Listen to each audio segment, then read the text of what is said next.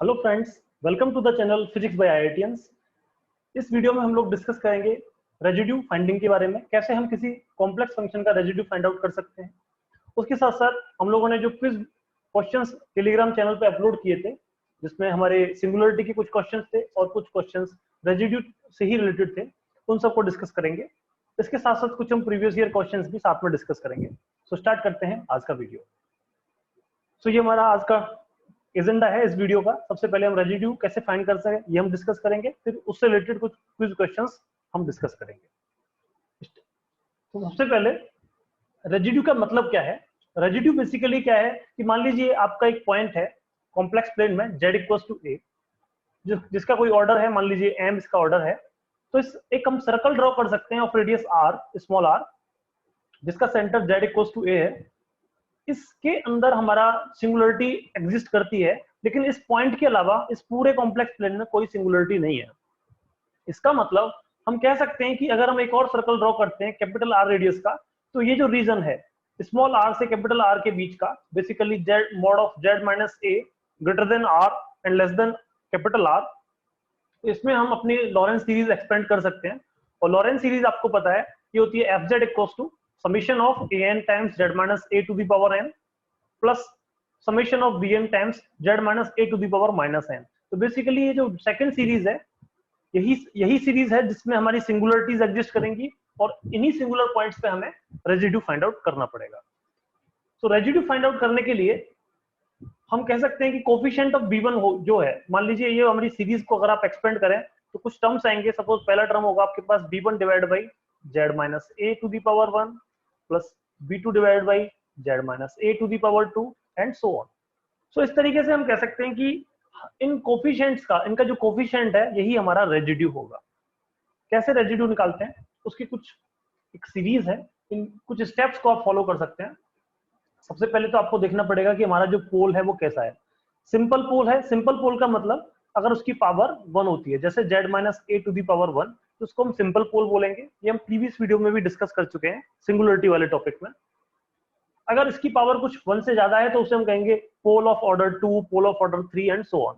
अगर इसकी power n है तो उसे हम कहेंगे पोल ऑफ ऑर्डर n। तो सबसे पहला मेथड है कि अगर हमारा सिंपल पोल हो, सिंपल पोल के लिए अगर आपको रेजिड्यू निकालना है तो आप सिंपली क्या करोगे, limit z tending to a z minus a times f z.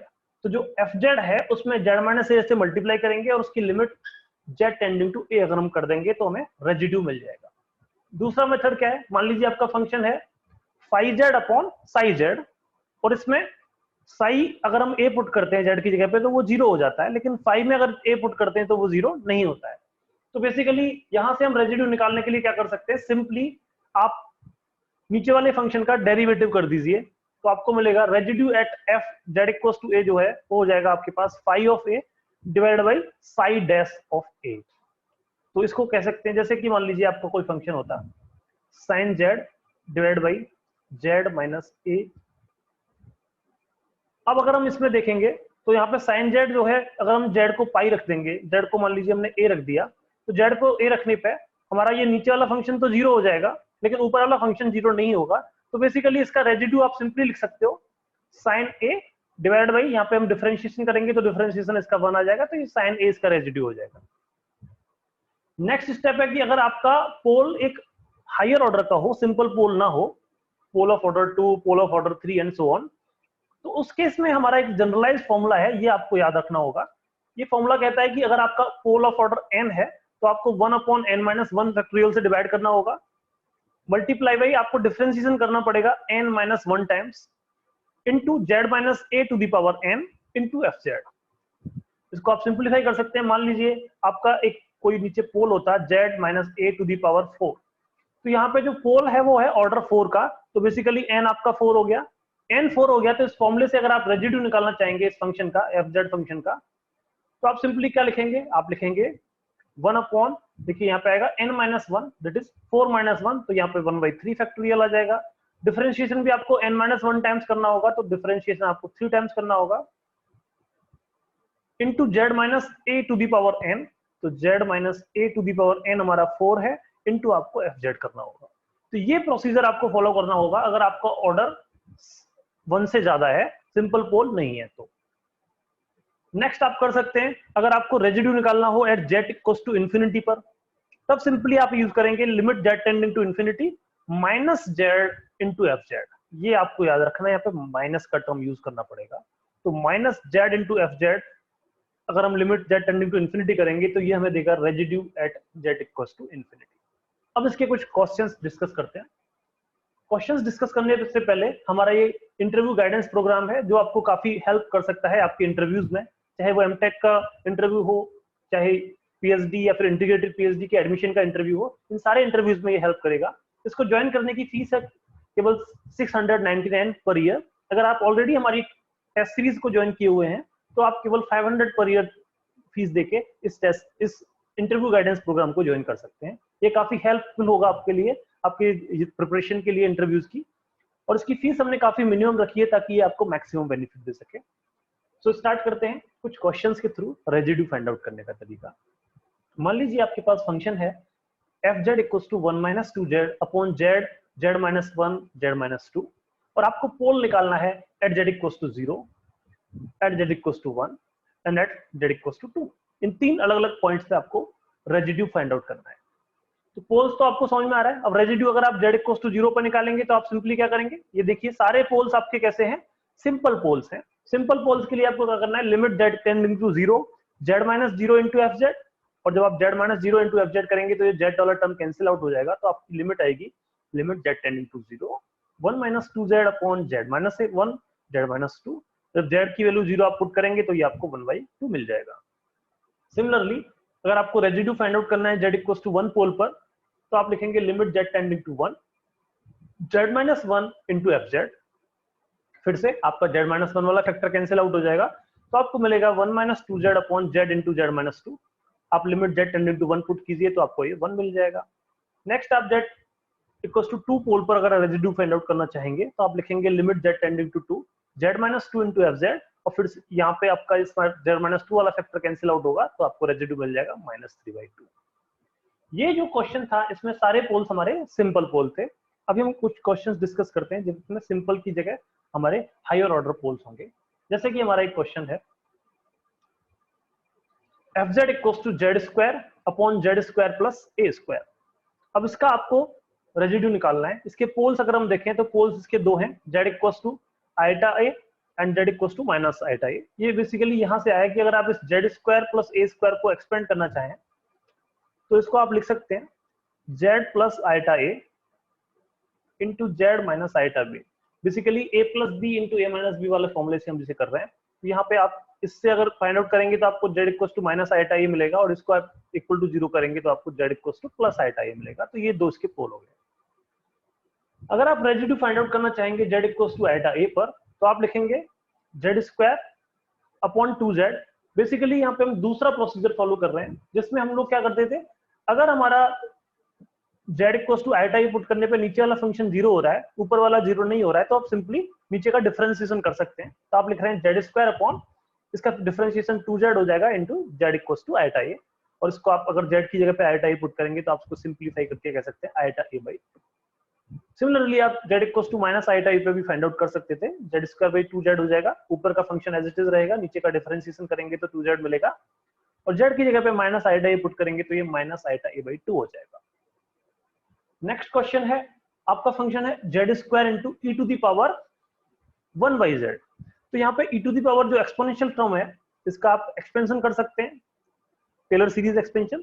तो आप इसे लिख सकते हैं z square into 1 plus 1/z plus 1/2 factorial into Z square plus 1/3 factorial into Z Q and so on. अब इसमें अगर आप जेड इक्वल्स टू 0 पर देखें तो जेड इक्वल्स टू 0 इसका पोल है और पोल ऑफ डिफरेंट ऑर्डर्स हैं। तो ये सिंपली हम तीसरा प्रोसीजर फॉलो कर सकते हैं कि लॉरेंस सीरीज एक्सपेंशन में जो कोफिशिएंट बी है वही हमारा रेजिड्यू होता है। तो बेसिकली हमारा अगर जेड स्क्वायर से मल्टीप्लाई करेंगे तो यहाँ पे जेड स्क्वायर आएगा, यहाँ पे जेड आएगा, यहाँ पे 1/2 फैक्टोरियल आएगा। तो हमारा पोल जो आएगा पहला वाला वो यहाँ पे मिलेगा हमें, Z square into 1 upon Z Q into 3 factorial. तो इसको आप लिख सकते हैं 1 अपॉन जेड इंटू 3 फैक्टोरियल। तो यही है हमारा सिंपल पोल ऑफ ऑर्डर 1। तो इसका जो कोफिशिएंट है 1/3 फैक्टोरियल, यही हमारा रेजिड्यू हो जाएगा। तो रेजिड्यू होगा 1/6। तो ये हमने 3 प्रोसीजर्स फॉलो किए। पहला प्रोसीजर जिसमें हम डायरेक्टली लिमिट पुट करके लिमिट जेड माइनस ए इंटू एफ जेड पुट कर सकते हैं। दूसरा जिसमें हम nth अगर ऑर्डर है तो उसको हम यूज कर सकते हैं। तीसरा हम डिफरेंशिएशन कर सकते हैं और चौथा हम सीरीज एक्सपेंशन करके जो कोफिशिएंट है उसको यूज कर सकते हैं। अभी हम कुछ क्विज क्वेश्चंस डिस्कस करते हैं जो हम लोगों ने टेलीग्राम में डाले थे, तो उसमें हम सिंगुलरिटी से रिलेटेड क्वेश्चंस भी डिस्कस करेंगे और साथ में रेजिड्यू से रिलेटेड भी। सो सबसे पहला क्वेश्चन है हमारा, find the residue of the function 1/1 plus z square at z equals to eta. तो ये 1/1 प्लस जेड स्क्वायर को आप फिर से एक्सपेंड करके लिख सकते हैं 1/z plus eta into z minus eta. तो basically z equals to eta एक इसका पोल हो जाएगा और वो भी सिंपल पोल होगा। सिंपल पोल पर रेजिड्यू निकालना आसान है आपके लिए, तो आप लिख सकते हैं residue at z equals to eta equals to limit z tending to eta z minus eta into f z. F z आपके पास ये फंक्शन है, जब आप इसमें जेड माइनस आइटा से मल्टीप्लाई करेंगे तो ये टर्म कैंसिल आउट हो जाएगा। तो आपको मिलेगा limit z tending to 1 eta 1 by z plus eta. Z की जगह पे आइटा पुट कीजिए तो ये 1/2 आइटा आ जाएगा। तो answer will be c here. Next question देखिए, एक कॉम्प्लेक्स नंबर या फिर एक कॉम्प्लेक्स फंक्शन आपको दे रखा है, फंक्शन नहीं है नंबर है बेसिकली, इसमें कोई वेरिएबल नहीं है। तो जेड है आपके पास 3 + 4 आइटा अपॉन 3 - 4 आइटा। आपको इसका इनवर्स फाइंड आउट करना है। इनवर्स मतलब रेसिप्रोकल आप कह सकते हैं। तो मान लीजिए आपका कोई दूसरा इनवर्स फंक्शन है y, जैसे आप लिख रहे हैं जेड इनवर्स, तो ये हो जाएगा 3 - 4 आइटा डिवाइड बाई 3 + 4 आइटा। अब इस नीचे वाले टर्म को आप रियल में कन्वर्ट करना चाहते हैं तो आप रैशनलाइज कर सकते हैं। तो आप लिख सकते हैं 3 - 4 आइटा डिवाइड बाई 3 - 4 आइटा। तो ऊपर आपके पास 3 - 4 आइटा का होल स्क्वायर बन जाएगा और नीचे आपका a स्क्वायर - b स्क्वायर की फॉर्म बनेगी। तो बेसिकली इसको एक्सपेंड करेंगे तो आपको मिल जाएगा -7/25 -24/25 eta. So answer will be d here. Next question, यहां पर भी आपको रेजिड्यू फाइंड आउट करना है एट z इक्वल्स टू -7/2। इस फंक्शन में से अगर आप 2 कॉमन ले लेंगे तो आप इसे कह सकते हैं z upon 2 times z plus 1/2 into 5 - z। तो आप देख सकते हैं कि यहाँ पे z इक्वल्स टू -1/2 एक पोल है और वो भी सिंपल पोल है क्योंकि यहाँ पे पावर 1 है। तो सिंपल पोल के लिए रेजिड्यू निकालना आपके लिए आसान है। आप सिंपली क्या कर सकते हैं, limit z tending to -1/2 z plus 1/2 into f z, और जब आप z प्लस 1/2 से एफ जेड में मल्टीप्लाई करेंगे तो आपका ये वाला फैक्टर कैंसिल आउट हो जाएगा। तो आप लिखेंगे limit z tending to -1/2 z upon 2 times 5 - z, और z की जगह पे आप -1/2 पुट करेंगे तो आपको मिल जाएगा -1/22। सो answer will be d here.